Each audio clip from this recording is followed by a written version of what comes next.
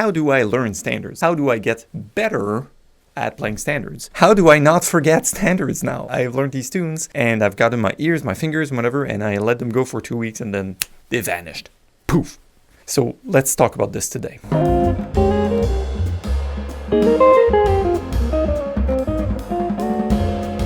Hey guys, my name is Mark from jazzguitarlessons.net for a quick video tip on learning standards. Also, there's a few areas of problem. People would say, how do I learn standards? I can't play standards. I want to play 5 or 10 or 15. So that's an issue we sort of address. If you haven't read that already, there's a link in the description below. It's for free. It's called My Process. It's a 7-stage process, which I invite students to implement on standards.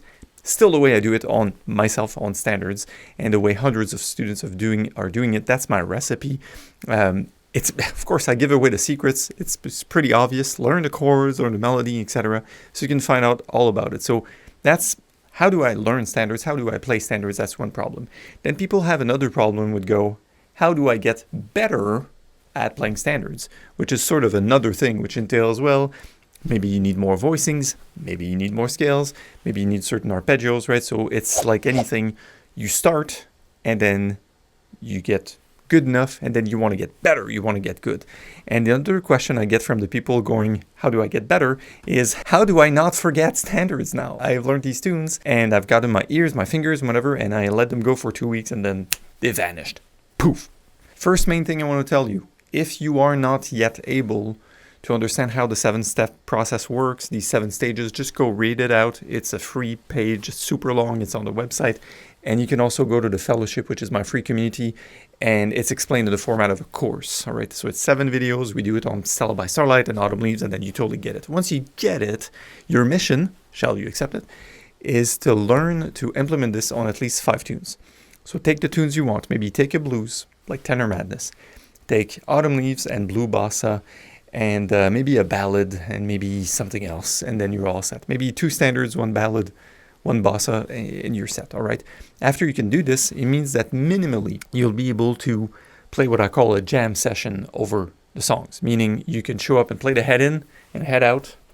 You can play some copying, you can play some improv, minimally, but at least you can do that, all right? So this is the first order of business. And before you get this, it's in a way useless to try and tackle lots of altered scale positions and lots of Barry Harris chord inversions. I got in trouble for saying this on YouTube a while back. Like, you don't have the repertoire, so you don't have the laboratory, you don't have the footings to start to implement these things into your own playing. What I want to talk about in this video is what do you do once you reach 10, 12, 15 standards and you start to forget them, okay? So I'll give you the recipe. It's one of the first times I go public with this. I'll tell you it's super simple. While back, so that's 15 years ago, 20 years ago, I had a gig bag. It was a Levi's or Livy gig bag. I used to have a Godin flat 5 I would carry on my back. I had the sheet in my gig bag always. So I played cocktail gigs, I played restaurants, some cocktail parties for corporate or for weddings, and I played jam sessions, and I jammed with friends, but jammed like public jam sessions. So I would carry this piece of paper. It's too bad I lost it because I rewrote it several times. It was full of coffee stains and undisclosed beverages, beer stains. And it was awesome because I had this list and someone would say, what do you want to play? I don't know. What do you want to play? Throw the list in their face and go, pick one. That was scary because, of course, I had this list and someone calls something I'm not too confident with. I'm a bit shaky on. So I went back home and goes, yeah. If I look at this list and I'm like, oh, I hope he doesn't call that tune. What is this thing called? Love? I'm not sure I remember the bridge. Or Body and Soul. What if he's wanting to do that version with the intro? Like, whatever. So that was an amazing tool. And I have to admit, I went on my students. I said, I should recap this. So I have this journal. It's called a bullet journal. Not affiliated. Amazing concept. It's free of charge to use it. And sometimes I look like the guy in the A Beautiful Mind. I track everything, my workout and what I eat. And I started this list of tunes. So this is now my new, fresh list of standards. No kidding. The page is not full. So at the height of my glory, when I played a lot of gigs, I had about 100 tunes I could play from memory. And now there's this list that I have that would say at least 9 tunes out of 10. There's maybe 20, 25 on there. 9 tunes out of 10, I could play the head, the comping, and the solo and not forget anything. These are like totally anchored. But there's this one I'm going, I'll tell you. Anthropology, it's a rhythm change. There's a fingering for that. I'm playing in my head, sort of. I'm like, whoops, I need to review it. So if I would show up to a jam and be scared that the drummer calls that tune, then I know what I gotta practice. All right? So back to you. Create your list when you have 5, 10, 15 tunes. You can also create a separate list on the flip side and go, those are the tunes I'd love to play. Or those are the tunes I can play if someone puts a chart in my face. But that list is just, play me a song, Bob. You play the tune, right? So that's super important. That list will now be used as far as your maintenance strategy. So here's a maintenance strategy. When I'm building between 0 and 10 tunes and I can't play any standards, I will 100% of the time work on 100% of implementing, getting up to step 5, which is the jam session in that process doc I talked about, which is play the head in, play the head out at the end, comp and solo. I just want to learn the new tunes. As soon as I have 10, I will put the songs on that list and I will go in retention mode. Retention means playing the tune at least 2 to 3 times a week in a format that is what I call a 4CE. 4CE is 4 course exercise. First chorus is the head in or chord melody. Second chorus is comping. Third chorus is soloing or a bit of improv.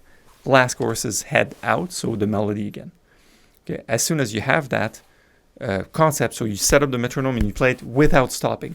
So this is now your maintenance strategy, and it is a measuring stick. So knowing that I will take this tune I'm scared of, I said Anthropology could be any other tune, I will just confront myself with what if someone showed up and we had to play it together.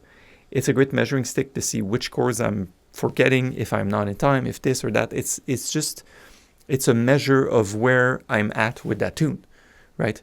So I perform the 4CE and then I may use some of my time. So here's a time split and I'll let you go with that. Guys, it's been a super simple video. I will use now the last 20% of my practice for retention. When I first start to practice, I want to tackle the songs I'm just learning that are fresh. My mind is fresh and I can retain, and I'm like really up to go for technique or hard stuff. I do this first. I work on my new tunes. I do the bulk 80% of my practice as being focused, and then the last bit is on retention, is just making sure I don't forget. So if you can put your tunes on a rotation to play them in retention mode 2 to 3 times per week.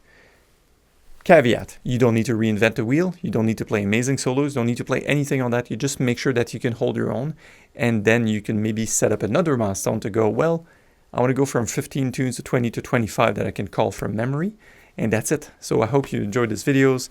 Let me know in the description, in the comments, if you have any questions or anything you'd like me to cover about standards.